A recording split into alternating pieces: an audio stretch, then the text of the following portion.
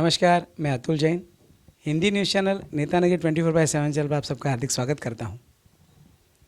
अंधेरी पूर्व विधानसभा का जो उपचुनाव होने जा रहा है, आपने देखा था कि पिछले कई दिनों पहले बहुत ही ज़ोर शोर से इस विधानसभा में उपचुनाव की तैयारी हो रही थी, जिसमें भारतीय जनता पार्टी, शिवसेना और अपक्ष ऐसे कई उम्मीदवार फॉर्म भरने के लिए जा रहे थे। और जो सरगर्मी बढ़ी थी वो टीवी के माध्यम से पूरे मुंबई में नहीं तो पूरे महाराष्ट्र में नहीं तो पूरे देश में पूरा हल्ला मचा दिया था। ऐसा ही अंधेरी पूर्व का विधानसभा जिसका आज उपचुनाव होने जा रहा है। लेकिन ऐसा क्या कुछ हुआ कि जिसके बाद भारतीय जनता पार्टी को पीछे हटना पड़ा और उसके बाद सहानुभूति का जो उदाहरण देकर यहाँ पर जो हमारे स्वर्गीय आमदार श्री रमेश लटके जी हैं, उनका निधन होने के बाद ये चुनाव हो रहा है, तो उनकी पत्नी श्रीमती ऋतुजा रमेश लटके जी जो उम्मीदवार है शिवसेना की ओर से, वो अकेले ही मैदान में है, लेकिन उनके साथ और 4 जो अपक्ष उम्मीदवार हैं उनकी वजह से ये चुनाव होने जा रहा है आने वाली 3 तारीख को। तो आइए जानते हैं, हमारे साथ कुछ पक्ष के लोग हैं। जो शिवसेना के उपविभाग प्रमुख अशोक मिश्रा जी हैं, उनका मैं हार्दिक स्वागत करता हूं। उसके बाद हमारे मिश्रा जी, आपका नाम? मनीष मिश्रा जी, जो कांग्रेस के मुंबई के बीसीसीआई के सरचिटनीस है। मनीष मिश्रा जो कमेटी मुंबई प्रदेश कांग्रेस कमेटी के सदस्य हैं। और उसके बाद राष्ट्रवादी कांग्रेस से भवन मदने जी जो मुंबई प्रदेश सरचिटनीस है, उनका हार्दिक स्वागत करता हूं।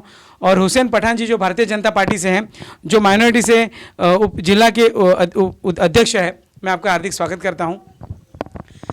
मनीष जी, अशोक भैया, हमारे विभाग के आमदार श्री रमेश लटके जी जिनका निधन हुआ, उनके बाद चुनाव होने तो तय थे, तो ये चुनाव अभी लग चुके हैं और यहाँ पर श्रीमती ऋतुजा लटके वहीनी यहाँ पे उम्मीदवारी उनको मिली है।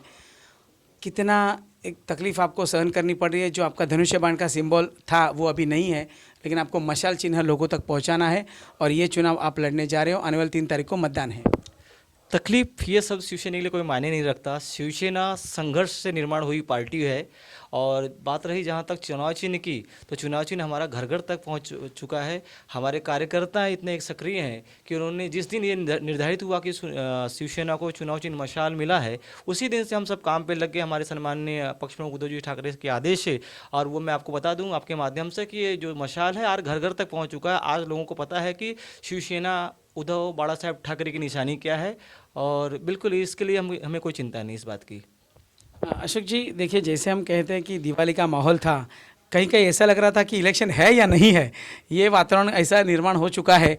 लेकिन आने वाली 3 तारीख को चुनाव है, तो आप किस तरह देख रहे हैं कि कितना टका मतदान हो सकता है, या आप किस तरह आने वाले सिर्फ 4 दिन बचे हैं, आचार संहिता खत्म हो जाएगी और इलेक्शन होगा, तो किस तरह आप देखोगे कि मतदान किस तरह मतदारों को आप बाहर निकालना चाहोगे और कितना टका मतदान होना चाहिए आप देख रहे हो?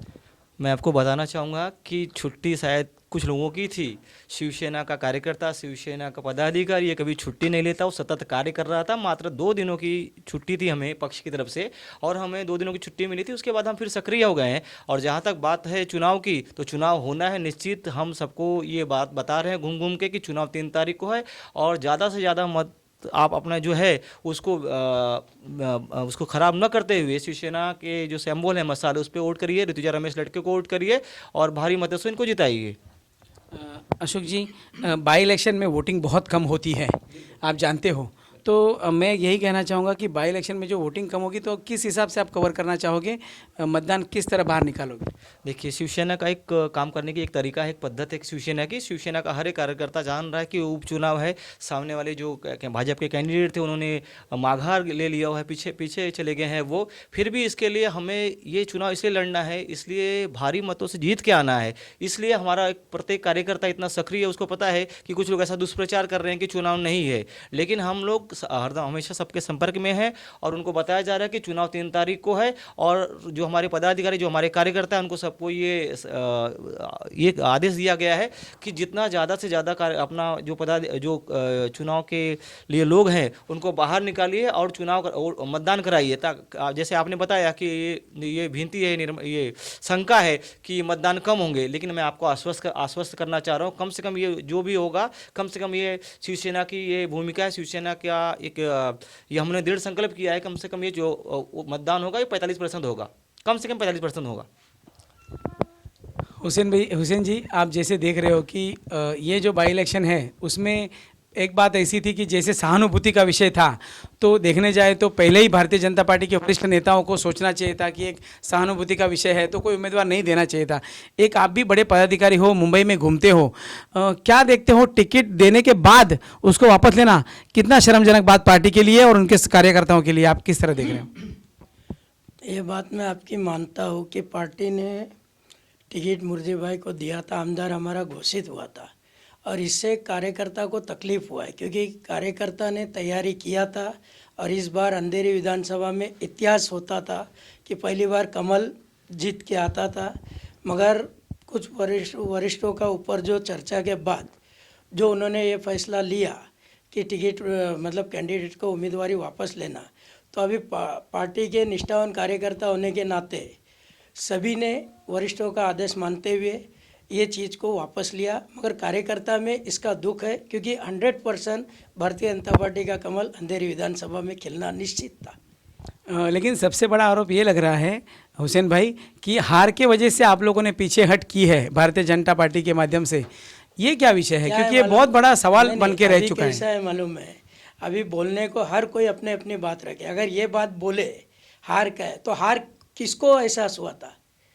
जिसने राजीनामा दिया था जो कैंडिडेट, तो उन्होंने राजीनामा क्या दिया था कि मैं अगर चुनाव हार जाऊंगी या जो भी था कि वापस से मुझे नौकरी पे रखना, तो हार का डर किसको था? जो राजीनामा दिया गया था, जो सरकारी महकमे में काम करने वाले व्यक्ति को मालूम है कि राजीनामा किस प्रकार दिया जाता है। रिजाइन देने के टाइम उन्होंने ये आटी क्यों रखा कि मुझे फिर से काम पे लेना?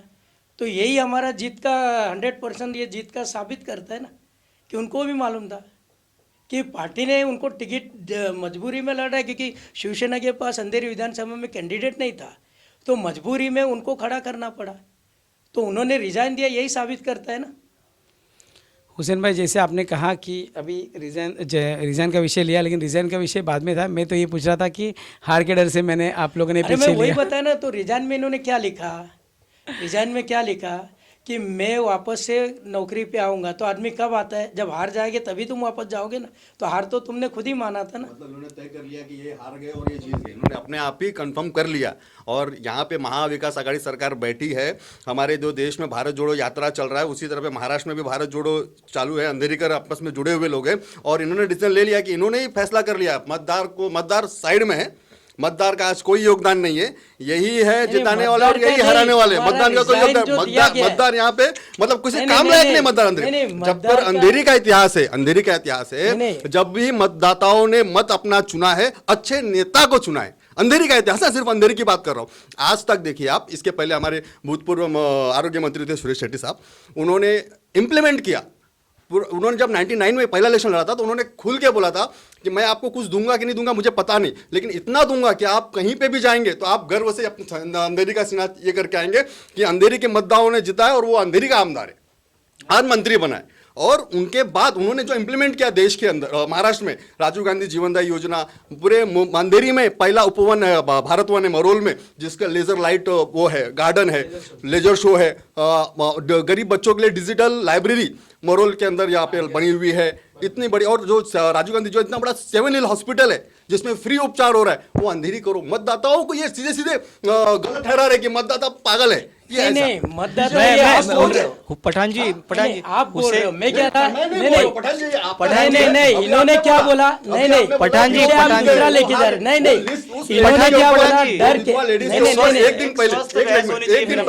एक दिन पहले उनके ऊपर पनवेल से आकर आदमी ने एक क्लेम किया, उनको भ्रष्टाचारी साबित कर दिया। विधवा को आज तक कोई भ्रष्टाचारी नहीं हुई थी, उसके ऊपर उन्होंने भ्रष्टाचारी साबित कर दिया, केस लड़ा गया उसके ऊपर, वो लेडीज के ऊपर, महिला को। मैं अपना क्लियर करूं, वो विषय को डाइवर्ट कर रहे हैं। एक महिला पे, विधवा महिला पे। सुनो, हुसैन जी एक मिनट, मैं क्या मैं इसका पहला जवाब दूं, वो विषय को डाइवर्ट कर रहे। बोलिए। आपने क्या बोला कि पार्टी ने डर से वापस लिया, तो ये आरोप लग रहा है आपके ऊपर। तो मैंने उसके बदले में बोला फिर इन्होंने रिजाइन दिया तो क्या ये भी डर गए थे हार जाएंगे?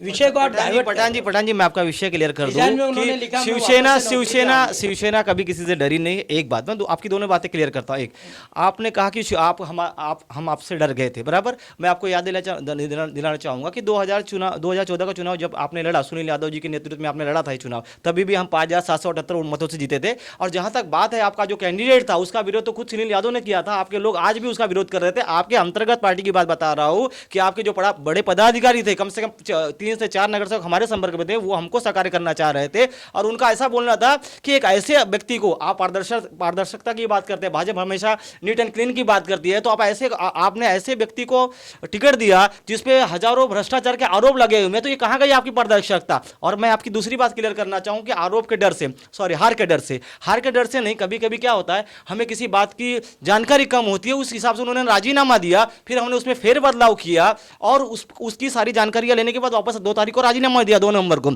आप तीसरी बात मैं आप पे आता हूं।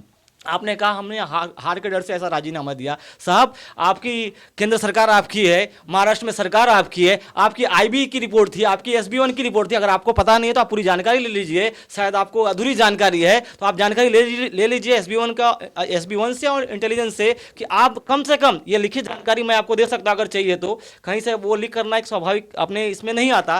तो मैं आपको ये बताना चाहूँगा, आपकी SB1 की रिपोर्ट थी कि आप 45,000 कम से कम 45,000 वोटों से आपका कैंडिडेट हार रहा है। और उसको आपने एक सहानुभूति दिखाते हुए आपने कहा कि नहीं, हम सहानुभूति दिखाते हैं, हमको उनका आदर है, इसलिए हम अपना पीछे ले रहे हैं। मैं आपको बताना चाहूंगा, सुन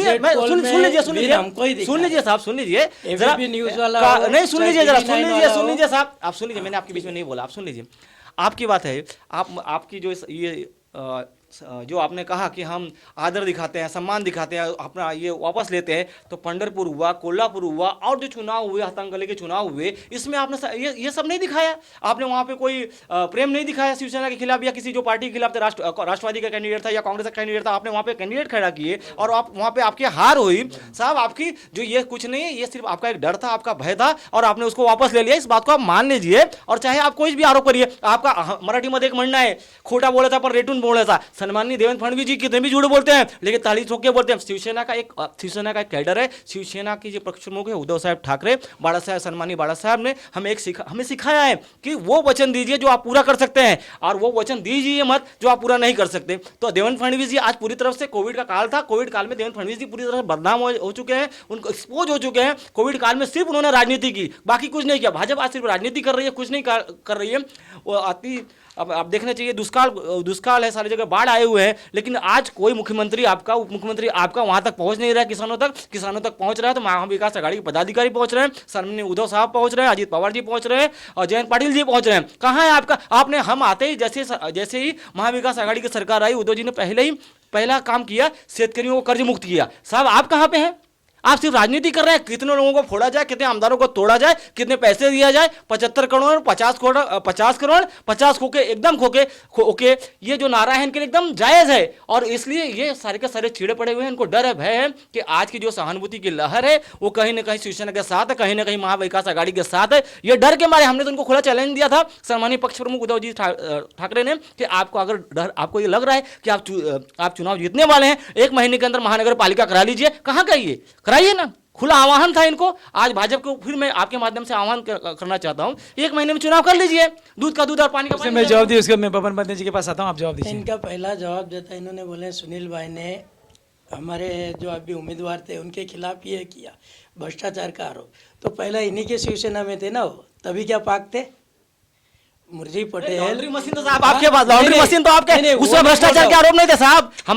हमारे साथ वो कुछ महीने ही थे और आपके पास तो आप तो लॉन्ड्री मशीन है। आपके पास यशवंत यादव जी हो या प्रताप सरनाइक हो या जो अपनी खासदार है हमारी वो हो, सबको आपने लॉन्ड्री में वॉश कर दिया, वॉशिंग मशीन में वॉश कर दिया और आपके आते ही आपके यहाँ पवित्र हो गए वो लोग। अरे तो तुम्हारे पास सबूत होगा ना, तुम्हारे आदमी साबित करे ना। मैं आपको यूट्यूब पे वीडियो दे सकता हूँ सुनील यादव जी का। बोल रहा हूँ, जो तुम्हारे आमदार हमारे पास है, तुम बोल रहे हमने किलिंग किया, तो 25 साल से तुम्हारे पास से सबूत दो ना सीबीआई को। अरे साहब सबूत तो आपके किरीट भैया के पास सबूत अरे, है, अरे, मीडिया सीबीआई में तो आपके दे पास सकते है, हो ना। मीडिया आपके पास ऐसा क्यों है नहीं साहब, आपके मुझे पास? बताइए ना, ऐसा मुझे थोड़ी होता बताइए है। कि क्यों आज जो हमारे सबूत है पास किरीट रहता भैया के है, पास, तो शिवाजी यशवंत पास यशवंत आदम यादव के खिलाफ जो दिया, सबूत है, कोर्ट का फैसला हमें यशवंत मान्य। यादव के खिलाफ जो सबूत तुम्हारे है, हित में फैसला आएगा प्रताप सरनाईक के तो खिलाफ तुम्हारे साहब- साथ में नहीं, हम चलिए आपकी विषय बात भटकते है। जा रहे हैं, विषय नहीं, भटकते जा रहे हैं, थोड़ा सा नहीं, आने वाले 3 तारीख का नहीं, चुनाव को मेरा लेकर अपना बोलने विषय का था। मतलब कैसा है, हमारे जो कैंडिडेट थे उन्होंने पिछले 2 साल से कोविड से लेके मुर्जी भाई ने लोगों की सेवा की, एक की और हमारे मुर्जी भाई चार, मैं वार्ड क्रमांक 76 का उपविभाग करूंगा, मुर्जी भाई 4 महीने कोविड काल में बिल्कुल नहीं थे, मैं आपको इसका सबूत दे सकता हूँ। मोदी जी फेंकते हैं, आज देवेंद्र जी फेंक रहे हैं, वैसे यहाँ पे बैठ के स्थानिक भी फेंक रहे जनता हैं। वो जो उन- स्थानिक जनता सुनो। क्या, वो आप थे कोविड काल में जरूर सुनो, निकाल लो, तो मैं आज बता दूंगा नहीं कोविड काल में नहीं कहा आज स्थानिक जनता मुर्जी पटेल के साथ थे, हमारे कैंडिडेट के साथ था। अब वरिष्ठों ने फैसला लिया, इसका दुख हमको भी है, ठीक है। अभी ये वरिष्ठों के आगे एक निष्ठावान कार्यकर्ता के नाते हमने उनका आज्ञा का पालन किया, मगर मैं तुमको बोलता हूँ ना कि जनता के बीच में हमारा उम्मीदवार लोकप्रिय था और भारतीय जनता पार्टी का 100% कमल खिलता था, ये हमें उम्मीद थी। मैं आपको आपके उम्मीदवार पे हम आरोप तो बाद में करते हैं, बराबर। आपके जो पदाधिकारी हैं, सम्मानीय सुनील यादव मेरे अच्छे मित्र थे, आज दुर्भाग्यवश इस नहीं है, और आपके पदाधिकारी जगत गौतम जी हैं, ऐसे लोगों ने उनके ऊपर खुद आरोप किया है साहब। और आपको मैं बता दूं, आपकी जानकारी के लिए उशेन जी, आप पदाधिकारी हैं, मैं एकदम झूठ नहीं बोल रहा हूँ कि आपके देखिए, कम मैं से कम पर्सनल पे नहीं जाता हूँ। सुनो, मैं पर्सनल एक मिनट सुनो ना, मैं पर्सनल पे नहीं जाता हूँ। राजनीति में विरोधक ये रहता है। अभी तुमको सिर्फ तुम्हारा एक ही जवाब देता हूँ, जैसा तुमने किसी का नाम लिया ये विरोध में था, तो तुम्हारे खुद के एक शाखा प्रमुख ने रमेश लटके जी का नाम देने के ऊपर एक फेसबुक पे जाओ विरोध किया, तुम्हारे माजी नगर सेवक का। तो ये तो हर संगठन में मतभेद रहता है, ये पर्सनल विषय अलग है, ठीक है, आपकी बात समझे ना। आपकी पर्सनल में व्यक्तिगत कुछ है कहना क्या नहीं चाह रहा था, तुम्हारा मैं ही सिर्फ शाखा ये कहना प्रमुख चाह ने रहा विरोध किया था, ना। जहाँ तक पारदर्शिता की बात है, उसमें सुनील यादव एक मेरे मित्र होने के साथ साथ बड़े विरोधी पार्टी में हूँ, लेकिन एक सम्मानीय पदाधिकारी थे, एक सम्मानीय नगर नहीं तो सेवक थे, सुनील और भाई ने- स्वच्छ और क्लीन छवि के सुनील आदमी भाई थे। पार्टी अगर वो से- उनके घर नहीं, से नहीं। कोई लड़ा होता, उनके घर से नहीं कोर्ट नहीं, टिकट सुनील दिया गया भाई होता, पार्टी निश्चित रूप से निष्ठावान अच्छी थे, लड़ाई होती है। युति में थे बोल के उन्होंने प्रचार किया। अगर युति नहीं रहता तो जो कैंडिडेट बीजेपी का रहता उसी का प्रचार करते थे। सुनील भाई बीजेपी के ईमानदार कार्यकर्ता थे उन्होंने। चलिए ठीक है, अभी हम इस विषय को आगे बढ़ाते हैं। हमारे साथ राष्ट्रवादी कांग्रेस से बबन बदने जी, जिन्होंने अभी तक कुछ बात नहीं की है। बबन बदने जी, मैं आपसे रिक्वेस्ट करता हूं कि ये जो चुनाव है अभी एक तरफा हो चुका आहे. जसं तुम्हाला माहिती आहे की भारतीय जनता पार्टीचे मुरजी पटेल यांनी सुद्धा आता पक्षाच्या माध्यमातून आदेशाप्रमाणे मागे घेतलेला आहे. राष्ट्रवादी काँग्रेस महाविकास आघाडीच्या माध्यमातून शिवसेनेच्या उमेदवाराच्या मागे उभी आहे. कशा पद्धतीने तुम्ही आज मदत करताय आणि येणारी 3 तारखेला निवडणूक आहे. महाविकास आघाडीचे जे उमेदवार आहेत ऋतुजा रमेश लटके यांना आदरणीय शरदचंद्रजी पवार साहेबांनी ज्या दिवशी उमेदवारी डिक्लेअर झाली त्याच दिवशी पाठिंबा डिक्लेअर केला, काँग्रेसने डिक्लेअर केला. आज महाविकास आघाडीच्या माध्यमातून जे पण आमदार असं काय मृत्यू हे झालेले त्या ठिकाणी महाविकास आघाडीने ज्या पक्षाचा ज्या ठिकाणी ही घटना घडलेली आहे त्या ठिकाणी त्याच पक्षाचा उमेदवार द्यायचा हे पहिलंच महाविकास आघाडीचं ठरल्याप्रमाणे या ठिकाणी शिवसेनेचं होतं, त्यामुळे पाठिंबा दिलेला होता. आज मला फार मोठ्या राजकारणात नाही जायचं आहे, पण एक छोटीशी गोष्ट आपण लक्षात घेतली पाहिजे की ज्या पद्धतीचं आज हे जे खोके सरकार आहे, मी खोके सरकार मुद्दाम म्हणतो कारण का माहिती आहे, खोके सरकार म्हणून आता सगळ्यांना माहीत झालेले की कशा प्रकारे देवेंद्र भाऊंनी हे सरकार कसं बनवले हे सगळ्यांना माहिती आहे. त्याच्यामुळे ह्या सरकारला कुठे जरी गेलं तर महाराष्ट्रात नाही देशात सुद्धा सगळीकडे आता प्रख्यात झालं की खोके सरकार म्हणूनच ओळखलं जाते. ह्या खोके सरकारने पहा, ठीक आहे ना, राजीनाम्याची जी काय आता हे बोलल्याप्रमाणे जी काय त्याची काय तांत्रिक चूक असेल काही असेल त्याच्यानंतर त्यांनी सेकंड पत्र लिहून दिलं, हा राजीनामा आहे ना, हा वॉर्ड लेवलचा राजीनामा आहे. वॉर्ड लेवलवर तो मंजूर केला जातो, पण ह्या लोकांनी त्याला कमिशनर लेवलपर्यंत नेला. पर कमिशनर लेवलला नेऊन पण तिथेही थांबले नाहीत. कमिशनरवरती पण दबाव, राजीनामा मंजूर नाही झाला पाहिजे, कारण त्यांना माहिती होतं ही जर उमेदवार असेल ना हा उमेदवार तर ही सीट जाणार आहे. मग कशा प्रकारे हा उमेदवार कॅन्सल होईल याच्याकडे यांनी एवढं लक्ष घातलं. पण शेवटी सत्याचा विजय होतो. न्यायदेवतेने न्याय हा ऋतुजा रमेश लटके महाविकास आघाडीच्या उमेदवाराच्या बाजूने दिला. आणि हे सर्व पाहता जो उमेदवार ह्यांनी दिलेला होता, मला त्याच्या पार्श्वभूमीवर मी फार काय मला थोडंसंच बोलणार आहे, पण ज्या पद्धतीने ज्या दिवशी हा उमेदवारी अर्ज भरण्याची जी काय ती रॅली, जे काय प्रदर्शन, जे काय सर्व ह्यांची एक टीम आहे, सर्वे करणारी बी जे पीची, त्यांचा सर्वे ते ग्राह्य धरतात, बाकीच्या सर्वेला ते महत्त्व देत नाही. पोलीस सर्वे, इंटरनल सर्वे, हा जो इंटरनल सर्वे होता ह्याच्यामध्ये त्यांना 100% माहिती होतं 35 ते 40 हजारच्या लीडने हे महाविकास आघाडीचा उमेदवार ऋतुजा रमेश लटके निवडून येणार आहे. मग काय, कुठेतरी आता आपण एवढं पुढे गेलो आहे, संस्कृतीचं दर्शन संपलं. व महाराष्ट्रात जी संस्कृती आहे ना, की ज्या पद्धतीने आपण एखादा उमेदवार त्या ठिकाणी जर मृत झाला असेल, दिवंगत झाला असेल, तर त्या ठिकाणी आपण आपला उमेदवार देत नाही. ही संस्कृती महाराष्ट्राची आहे, बऱ्याच ठिकाणी झालेलं आहे. पण आज कोल्हापूरला कुठे दिलं त्यांनी, पंढरपूरमध्ये भारत भालकेचे तिथे कुठं दिलं, तिथे दिला ना त्यांनी उमेदवार. त्याच्यामुळे फक्त एक सीट पडली, नाही तर बाकी दोन्ही सीट महाविकास आघाडीच्या त्या ठिकाणी निवडून आलेले आहेत. मला एवढंच ह्या ठिकाणी सांगायचं आहे की हे सगळं सर्वे यांनी पाहिला. आता काय पर्याय नाही, मग काय, आपले मित्र आहेतच सगळ्यांनी. त्यांना जरी हे केलं असलं तरी ज्या सरकार असतं, जेव्हा सरकार असतं त्या बाजूने ते नेहमी असतात. मला आज ते आदरणीय राजसाहेबांचं एवढं मोठं नाही बोलायचं, कारण आपण तेवढे मोठे नाही आहोत. ते आदरणीय राज्याचे नेते आहेत, मोठे नेते आहेत, पण त्यांची जी भूमिका आहे ना, ती भूमिका अगोदर जर घेतली असती ना त्यांनी, तर आम्ही त्याला मान्य केलं असतं. पण ज्या पद्धतीने एक दिवस अगोदर एकनाथ शिंदे भेटून जातात, देवेंद्र फडणवीस भेटून जातात, आणि दुसऱ्या दिवशी लगेच पत्र जाते, आणि ही जी काय सहानुभूतीचं आणि हे संस्कृतीचं दर्शन जे काय भाजपने केलं आहे, अख्ख्या महाराष्ट्राने पाहिलं आहे.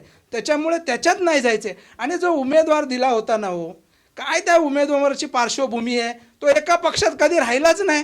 प्रत्येक पक्ष बदलत आला. 4 पक्ष आमच्याही पक्षात होता, 4 पक्ष बदलून आलेला हा उमेदवार.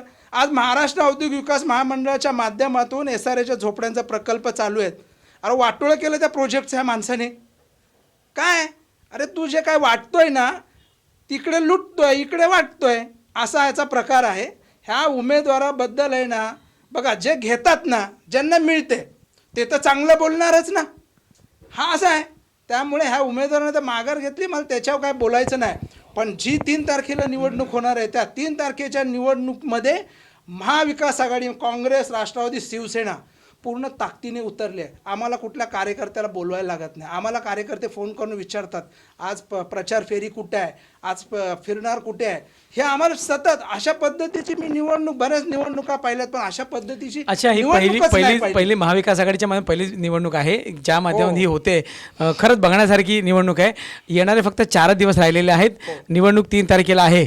कशा पद्धतीने राष्ट्रवादी काँग्रेस पाठीमागे उभी आहे ऋतुजा रमेश लटके यांच्या? पूर्णपणे पाठीमागे उभी आहे. आणि तुम्हाला सांगतोय 40-45% बोलले ना मतदान, त्याच्यापेक्षा जास्त टक्के मतदान होईल. कारण लोकांनी ही निवडणूक आणखीन वेगळ्या ह्याने घेतलेली आहे. कारण जरी उमेदवार नसला तरी सुद्धा आपण आपली ताकद त्या ठिकाणी दाखवायचीच आहे. ह्या गोष्टींनी ही निवडणूक अतिशय घेतलेली आहे. आणि महाविकास आघाडीचा प्रत्येक घटक आज महाराष्ट्रापासून, मुंबईपासून जे या मतदारसंघात राहणार आहेत त्यांना सांगायलाच लागत नाही, हो आपल्याला इकडे यायचं आहे, आपल्याला प्रचार करायचा आहे. कोण फोनच्या माध्यमातून करतोय, कुठं कोण व्हॉट्सअपच्या माध्यमातून करतोय, कोण इतक्या पद्धतीने व्यवस्थित प्रचार चालू आहे. आणि विशेष म्हणजे हो, आज जे उमेदवार जे एक्सपायर झाले, रमेश लटके, 3 वेळा नगरसेवक होते, 2 वेळा आमदार, ह्या व्यक्तीचं कामच इतकं जबरदस्त आहे आणि लोक खूप मानतात हो ह्या व्यक्तीला. त्याच्यामुळे तो विषयच नाही आहे. ह्या ठिकाणी प्रत्येकजण आपणहून स्वतःहून मैदानात उतरलेला आहे. आणि ह्या निवडणुकीमध्ये एक इतिहास होणार आहे. आणि हा इतिहास मुंबईत नाही, अंधेरी विधानसभेतच नाही, मुंबई, महाराष्ट्रसह देशात ह्याचा रिझल्ट जाणार आहे. आणि हे आमच्यासाठी महत्त्वाचं आहे. त्यामुळे आम्ही पूर्ण ताकदीने ह्या ठिकाणी उतरलो.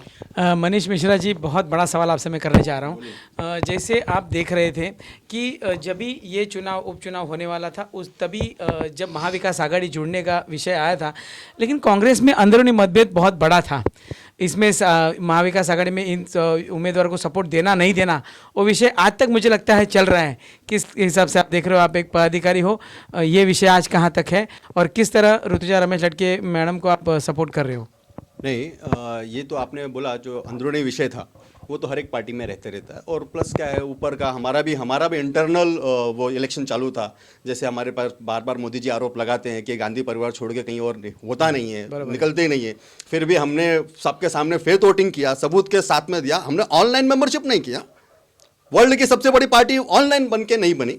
हमने अरे बोलने तो दीजिए बोलने तो दीजिए हुसैन जी। 2 मिनट बाद में आप जवाब दीजिए। तो उसके बाद जो हम लोगों ने क्लियर किया, उसके बाद मल्लिका खड़गे अर्जुन जी जो बने हमारे राष्ट्रीय अध्यक्ष, यस, उसके वजह थोड़ा सा हमारा ऊपर नीचे हो रहा था, लेकिन हमारा भी इंटरनल था इलेक्शन। लेकिन हम पूरी तरह से श्रीमती ऋतुजा रमेश लटके जी के साथ में खड़े हैं, पीछे से नहीं, साथ में खड़े हैं और उनको पूरी तरह से जिताना है। और इसका जो संदेश हमारे राष्ट्रवादी कांग्रेस की पार्टी जो भवन जी मदन जी बोला कि पूरे देश को देना है, महाराष्ट्र को ही नहीं पूरे देश में इस अंधेरी की मतदार जो अपने मतदाता हैं, जो अपने मत का उपयोग करते हैं, जैसे मैंने पहले भी कहा कि वो अच्छे मतदार है, वो जागरूक मतदार है, वो पैसे पे बिकने वाले मतदाता नहीं है। चाहे वो उत्तर भारतीय हो, महाराष्ट्रियन हो, गुजराती हो, मुस्लिम हो, किसी भी समुदाय का ये हो, आप इतिहास देख लीजिए अंधेरी का नेता कभी भी अच्छा चुना है उन लोगों ने। और जैसे हमारे रमेश लटके जी दिवंगत हुए, वो 3 बार के नगर सेवक थे ऑलरेडी, तो उनका तो ऑलरेडी घर घर में संबंध था ना। उनको आप हराने की बात करते हो और आप कौन सा चाबुक लेके उतरे हो मैदान में, हराने की बात कर रहे थे, आपको पाठिंबा देने का आप इसके बात कर रहे थे, किसके कंधे पर बंदूक चला रहे थे? पैसे के, और वो भी भ्रष्ट वाले पैसे पे, जो आप बार बार कहते कि नहीं हम ये हैं। अभी उन्होंने सब कुछ डिटेल बता दिया,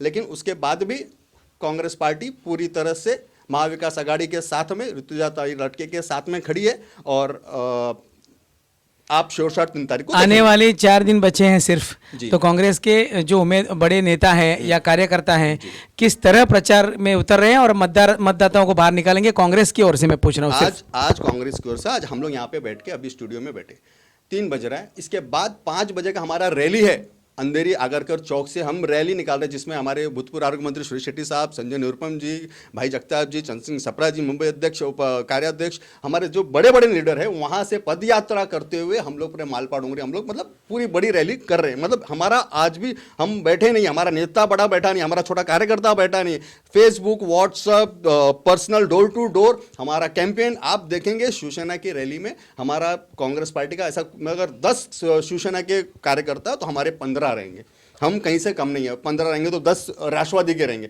तो महाविकास की जो शक्ति है वो आज हम रास्ते पे देख रहे हैं। और आप फेसबुक पे भी देख सकते हैं उस चीज़ को कि अगर हम झूठा प्रचार नहीं कर रहे हो तो ये हमारा सच्चाई है, हम साथ में हैं।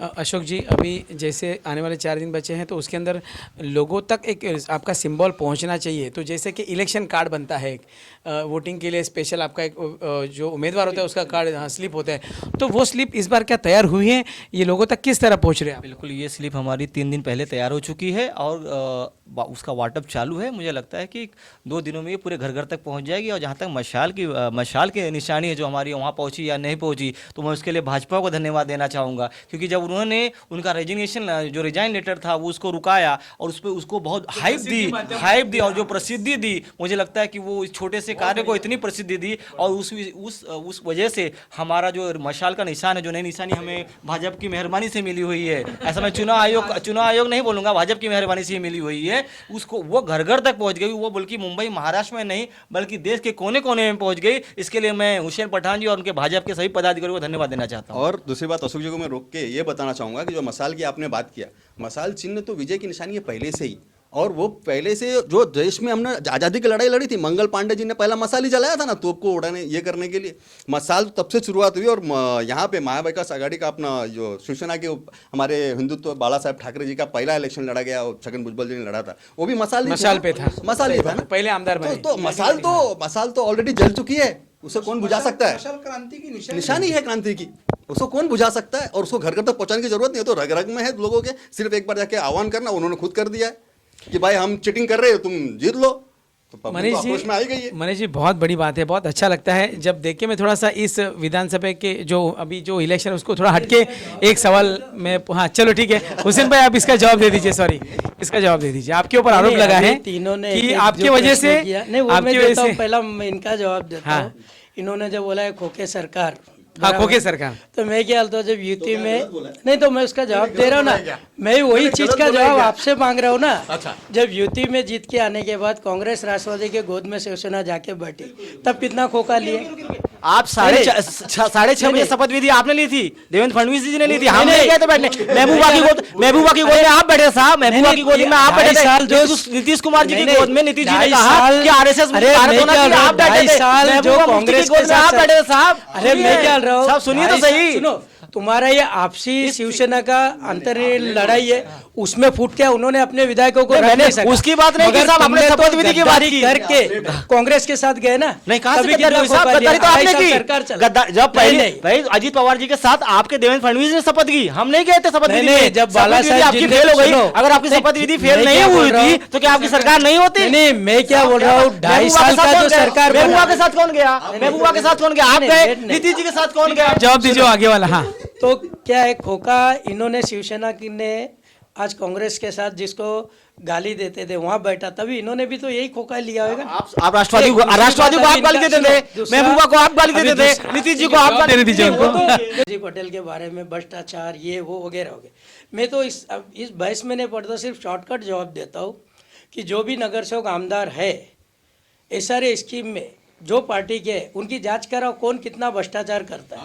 हाँ, और कोई एक मिनट सुनो ना, मैं क्या बोलता, आज मेरे पास सुनो, हमको भी बोलने बहुत है ना, हमारे यहाँ भी प्रोजेक्ट चल रहा है, आमदार कौन था, अभी क्या है किसी का मौत हो गया उसके बारे में हम नहीं बोल सकते, मगर क्या है मालूम, ये भ्रष्टाचार ये जो बोलते हैं, मैं सिर्फ इसका एक ही इनको जवाब देता हूँ कि इंडिपेंडेंट आदमी लड़ने के बावजूद अगर 44,000 वोट लेके जाता है तो भ्रष्टाचार ही नहीं हो सकता, जनता उसके साथ। बिल्कुल बिल्कुल सर, ये खाली आपकी संकल्पना है साहब। मतलब जनता चुनाव लड़ा जनता ने वोट इन्होंने, दिया ना उनको। उनके पीछे उनके कैंडिडेट के पूरे पीछे पूरे भाजपा थी, खाली एक सुनील यादव थे जो हमारे साथ में थे। ऐसी 40 जगह आइडेंटिफाई की बीजेपी ने। देखो, 2019 में ऐसी 40 जगह बीजेपी ने आइडेंटिफाई की जहां को शिवसेना को उनको हराना था, वहां पर डमी कैंडिडेट दिया। मात्र आपके सुनील यादव और कुछ पदाधिकारी हमारे साथ में थे, बाकी पूरी की पूरी भाजपा इनके साथ में थी। यहाँ पे सुनो, यहाँ पे क्या हुआ मालूम है, ये अपक्ष जो खड़ा किए थे ना, ये अभी इन्होंने बहुत अच्छा बताया, 40 कैंडिडेट हकीकत है ये, जहाँ ये लोग युति की है, शिवसेना के साथ युति है, लेकिन शिवसेना से ज़्यादा कैंडिडेट अपने आने चाहिए, और जो अपक्ष आएंगे तो वो उनका सुनेंगे ना।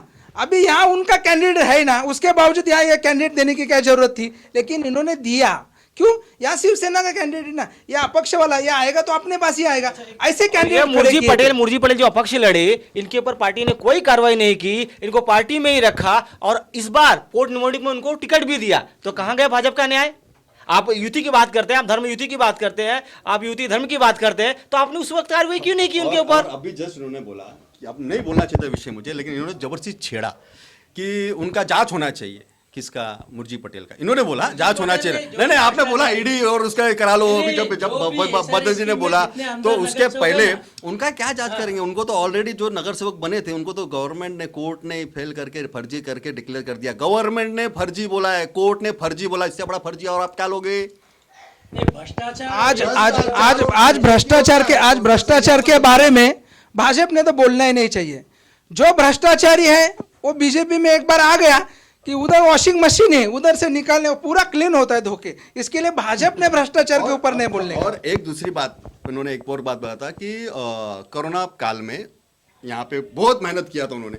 मैं आपको बता देता हूँ, कोरोना काल के अंदर यहाँ पे माननीय सुरेश शेट्टी जी के आदेशानुसार हम लोग हमारे नगर सेवक थे नितिन सलागरे और जगदीश अमीन अन्ना पूरा बांद्रा से लेकर मलाड तक हमने वो मशीन से वो किया है, फॉगिंग किया है। पूरे गली गली में हमने 24 मशीनें खरीदी थी, जब उस वक्त में कोई नेता नहीं उतरा था, उस वक्त की बात बता रहा हूँ। और गाँव भेजने का पूरा जो जुगाड़ था, गाँव भेजने का, ट्रेन का, होली फैमिली स्कूल, आप किसी भी उत्तर भारतीय सुभाष नगर या कहीं से भी जो लोग गए ना, 15,000 हमारे पास पूरा डेटा है, 15,000 लोगों को गांव भेजा है। उसमें भी हमारे उद्धव जी का बहुत बड़ा योगदान था ट्रेन छोड़ने में, हमारी सोनिया जी मैडम ने बोला था, मतलब वो सब किया था। उसके बाद जब वो 1 महीने का कार्यकाल निकल गया ना, जब लोगों को जरूरत थी, जब राजनीति की बात आई, तब ये नहीं, एक है कोरोना काल में देखो, हम तुम बोलेंगे बात अलग है, हम पार्टी के सभी जन अपने अपने पार्टी की बात विषय रखेंगे वो है, लेकिन कोरोना काल में हकीकत में वर्ल्ड ऑर्गेनाइजेशन, बाकी छोड़ो ना, वर्ल्ड ऑर्गेनाइजेशन ने कहा कि उद्धव ठाकरे ने, महाराष्ट्र सरकार ने 1 नंबर काम किया है कोरोना काल में। इसके जो उसे नकारा नहीं जा सकता, वो तो बात सही है। स्वयं नरेंद्र मोदी जी ने तारीफ की उद्धव जी की क्या है महाविकास अभी आघाड़ी की। सुनो, इन्होंने बोला भ्रष्टाचार के बारे में भाजपा बोले नहीं। अरे भ्रष्टाचार के बारे में इनको बोलने का अधिकार है क्या? इनकी सरकार रहते हुए गृह मंत्री जेल के अंदर, नवाब मलिक जेल के अंदर, संजय राउत जेल के अंदर।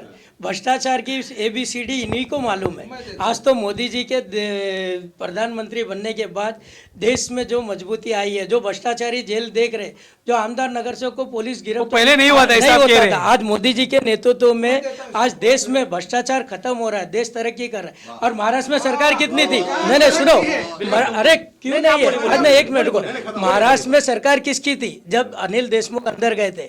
शिवसेना की सरकार थी ना, तो साबित करना था ना गलत नहीं है। एक मिनट साहब, एक कमिश्नर, अरे आज तक इतिहास में कभी देखे हो जिसकी सरकार है उसका कमिश्नर भी उसी में लिप्त हो, नीचे से लेके ऊपर तक? कृपाशंकर आप ही के थे ना पहला, अभी अच्छे हो गए, अभी अच्छे हो गए ना। ऐसा तो अभी अभी अभी आप बोल रहे हो ना?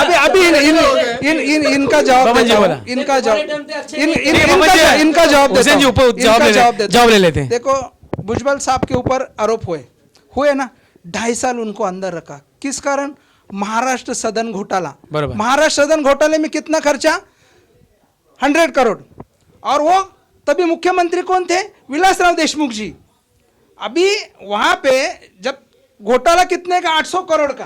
काम कितने का चल रहा है? 100 करोड़ का। ये कहाँ का घोटाला? और 2.5 साल तक देखो क्या होता है। किसी का अपनी सरकार है ना सेंट्रल में, एजेंसी का किस तरह से दुरुपयोग किया जाता है। 2.5 साल तक वो अंदर रहे। सभी कोर्ट ने उनको क्लीन चिट दिया, वो बाहर आ गए। आज भी उनकी सरकार है, जामीन होने ही नहीं देंगे, तुमको अंदर ही रखेंगे। ये इस तरह का जो राजनीति पूरे देश में चल रही है। लेकिन आज मैं बताता हूं, आज पूरा देश जाग रहा है। आज मैं हकीकत में कहूंगा, जो भारत जोड़ो यात्रा जो है ना, इसका मैं जरूर जिक्र करूंगा। क्यों मालूम है? लोग जिस तरह से आज राहुल गांधी के पीछे जुड़े हुए हैं ना, कोई मीडिया नहीं दिखा रहा है। क्यों? सब बिके हुए मीडिया है। आज पूरा भारत जोड़ो यात्रा राहुल गांधी की जिस जोर से उससे निकली है, ये इसका एक ही कारण है, देश में क्रांति होने जा रही है। नरेंद्र मोदी विकास पुरुष करके आए थे। गुजरात मॉडल कहा गया, गुजरात मॉडल कौन सा विकास किया? कुछ विकास नहीं किया, खाली एक ही किया, जो पार्टी जो नेता उनके खिलाफ बोलता है उसको पूरी एजेंसी को उनके पीछे लगा दो और उनको अंदर डाल दो। यही काम इनका है। अभी ये बोल रहे हैं राहुल गांधी शॉर्ट जी, में लीजिए, बहुत लंबा हो चुका है। अभी ये जो बोल रहे हैं राहुल गांधी जी की भारत जोड़ो यात्रा, अरे मैं क्या बोलता हूँ, भारत जोड़ो यात्रा से पहले कांग्रेस को तो जोड़ो। जो तुम्हारे लोग इधर उधर भाग रहे, जनता तो बाद में। आज किधर है? हर न्यूज उठा के देखो, हर 2 दिन जाते नहीं इनका पार्टी से कांग्रेस के लोग का मोह भंग हो गया। अभी कांग्रेस का अस्तित्व ही क्या रह गया? चलो बातें भटक रही है। और दूसरी बात- एक्चुअली बातें भटक रही है। हमें सिर्फ अंधेरी विधानसभा का नहीं, चुनाव के बारे में मैं बात वो कर रही बोल रहा है, हूँ। बाकी विषय को हम नहीं नहीं, लेंगे। भारत जोड़ो अच्छा, पे- अभी एक आखिरी बच्चा अभी एक आखिरी सवाल मैं लूँगा कि महाविकास आघाड़ी तो जिस तरह से ऋतुजा रमेश लटके जी के साथ, मैडम के साथ है, अभी विजय तो निश्चित है, आमदार तो वो बन चुकी है, उसमें कोई शंका नहीं। लेकिन एक अगर मैं जिक्र नहीं करूँ तो वो गलत होगा, क्योंकि चुनाव है तो विषय तो होने चाहिए और क्लियर ट्रांसपेरेंट होने चाहिए, ऐसा मैं भी मानता हूँ। तो जैसे हुसैन भाई, जैसे हम देख रहे हैं कि एक विषय अलग है कि इस भाजपा के जो नेताओं ने गलती की उसका खामियाजा भाजपा को दिखाएंगे। ऐसे भाजपा कुछ लोग हैं जो कहते हैं कि भाजपा के जो मुर्जी पटेल को मतदान करने वाले थे, मुर्जी पटेल काका के जो मतदार स्पेशली जो हैं, वो सब लोग नोटा को मतदान करने वाले हैं। क्या विषय है? नहीं, ऐसी कोई बात नहीं। देखो, जिस दिन मुर्जी भाई ने अपना वापस लिया नॉमिनेशन, तभी उन्होंने ऋतुजा ताई को बधाई भी दी है। और पार्टी ने जब एक बार अपना कैंडिडेट वापस ले लिया तो अब उस पर कोई डिस्कस का वो नहीं है, बोलने को कोई भी कुछ बोले। ये जो बात है ये नोटा की मात्र एक दुष्प्रचार है। देखिए, अभी जो पार्टी के जो लोग होते हैं, जो कार्यकर्ता होते हैं, कहीं ना कहीं निष्ठावंत होते हैं। ये फक्त दुष्प्रचार कुछ लोग कर रहे हैं, शायद कुछ माहौल ख़राब करने के लिए। आज का आदमी पढ़ा लिखा है, सुशिक्षित है। ये अंधेरी विधानसभा है, अंधेरी विधानसभा में मुझे ऐसा लगता है कि हाईली क्वालिफाइड लोगों में यहाँ के लोग हैं और उनको पता है कि जो जीतने वाले कैंडिडेट है उसको वोट देंगे, वो चाहे किसी जाति धर्म का हो या किसी पार्टी को। मेरा ऐसा व्यक्तिगत मानना है कि ज़्यादा से ज़्यादा वोट श्रीमती ऋतुजा लटके को मिलेंगे और मुझे लगता है ये टारगेट कम से कम होगा, कम से कम मैं बोल रहा हूँ तो 1,10,000 1,20,000 के आसपास होगा। और ये नोटा वोटा कुछ नहीं है, फक्त एक दुष्प्रचार है और कुछ नहीं है ये। तो जैसे आपने देखा कि इस इलेक्शन में अंधेरी के उपचुनाव में यहाँ पर जो शिवसेना के मशाल जिनकी निशानी है वो ऋतुजा रमेश लटके जी हालांकि एक तरफ से जीती गई हैं, लेकिन जो 4 अपक्ष उम्मीदवार हैं उनकी जिद के कारण ये चुनाव होने जा रहे हैं। उन्होंने जो फॉर्म पीछे नहीं लिए, इसकी वजह से ये चुनाव आने वाले 3 तारीख को होने जा रहे हैं। लेकिन यहाँ पर ऋतुजा रमेश लटके जी इनका विजय निश्चित मान चुके हैं और उनको एक सिर्फ औपचारिकता रह गई है उनको घोषित करने के लिए। और महाविकास आघाड़ी के सभी जो पदाधिकारी और कार्यकर्ता हैं वो दिल से जुड़ चुके हैं और उन्होंने तय कर लिया है कि आने वाले 4 दिन में जो मशाल की निशानी है वो घर घर तक पहुंचाएंगे। और हमारे साथ जो भारतीय जनता पार्टी के हुसैन पठान जी हैं उन्होंने कह दिया है कि जैसे पक्ष का आदेश उसी तरह से उनके उम्मीदवार ने जो पीछे हटने का था, फॉर्म पीछे लेना था, वो उन्होंने ले चुके हैं और उन्होंने बधाई भी ऋतुजा रमेश लटके जी को दे दी थी, ये बात उन्होंने कही है। तो बस मैं आज यहीं रुकता हूँ। आने वाली 3 तारीख को जब चुनाव होंगे उसके बाद 6 तारीख को डिक्लेयर होगा, उसके बाद हम फिर एक बार मिलेंगे और ऋतुजा रमेश लटके जी श्रीमती उनको शुभेच्छाएं देंगे और इन सभी को एक बार फिर मंच पर बुलाएंगे। आप सबका बहुत बहुत धन्यवाद। मैं अतुल जैन, हिंदी न्यूज़ चैनल नेता 24/7। Thank you.